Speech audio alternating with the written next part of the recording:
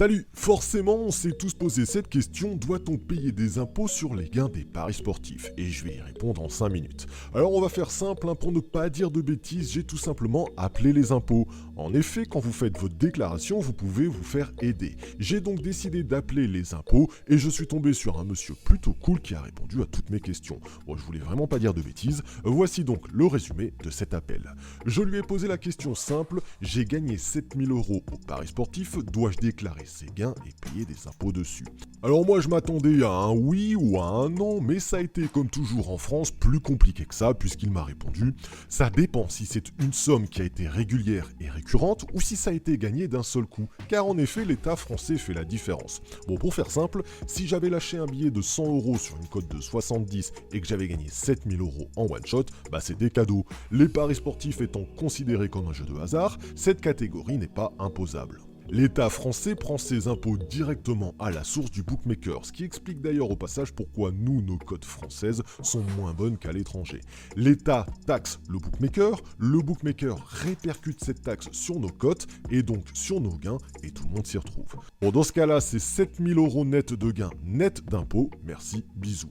Mais en revanche, il m'a dit que si c'était une somme régulière et récurrente, alors cela devenait une activité commerciale et que cela devait donc être déclaré et payé comme tel. En gros, si en janvier je gagne 700 €, en février 800 €, en mars 650 €, etc., vous avez compris le principe, alors l'État considère que ce n'est plus un jeu de hasard, mais plutôt une activité commerciale. Vous avez des revenus réguliers et récurrents. Ce n'est plus du one-shot au PMU sur une cote de gros dégueulasse, vous gagnez de l'argent régulièrement, et vous avez transformé tout ceci en activité commerciale et l'État ne rigole pas trop là-dessus.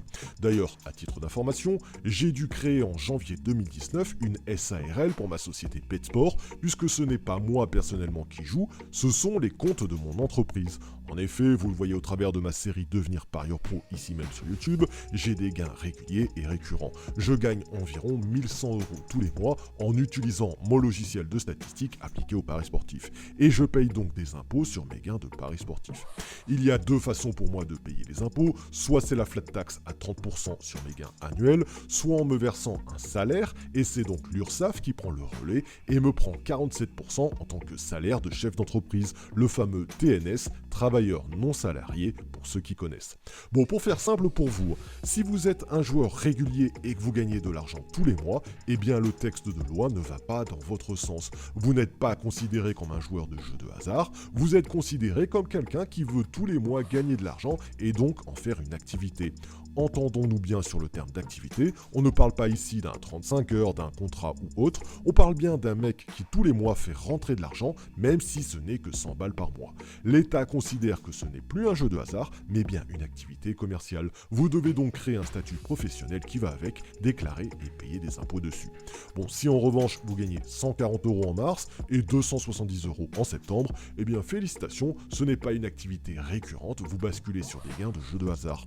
Payez un resto à votre femme et faites-vous plaisir, vous l'avez mérité. De manière générale, dites-vous bien que la plupart d'entre vous ne déclarent absolument rien et qu'il faudra donc être sûr de vous un jour en cas de contrôle fiscal. Si vous êtes un joueur occasionnel, c'est ok. Si vous êtes un gagnant récurrent et régulier, aïe aïe aïe, ça peut chauffer pour vous. Bon, vous risquez bien évidemment un rattrapage de déclaration de tous vos gains, plus 10% de majoration, plus une petite amende. Et ça, c'est la version soft, si le contrôleur est sympa avec vous. Si en revanche, vous tombez sur Jean Relou, le contrôleur qui n'a pas tiré son coup depuis 6 mois, vous risquez tout simplement de devoir payer comme si vous étiez un professionnel. Bah ouais, vous avez eu des gains réguliers et récurrents, vous auriez dû créer un statut professionnel pour respecter la loi et vous ne l'avez pas fait. C'est donc rattrapage de déclaration de tous vos gains, flat tax à 30%, 10% de majoration plus une amende, bref, la totale. Bon, je dis pas ça pour vous inquiéter, en réalité le contrôleur que j'ai eu au téléphone, le contrôleur des impôts était vraiment cool là-dessus. Il m'a fait comprendre que pour la plupart d'entre nous, en réalité, les sommes étaient tellement faibles qu'on ne risquait pas grand-chose. Faut pas vous inquiéter de vos 90 € de gains par-ci par-là, l'État a bien mieux à faire, surtout en ce moment.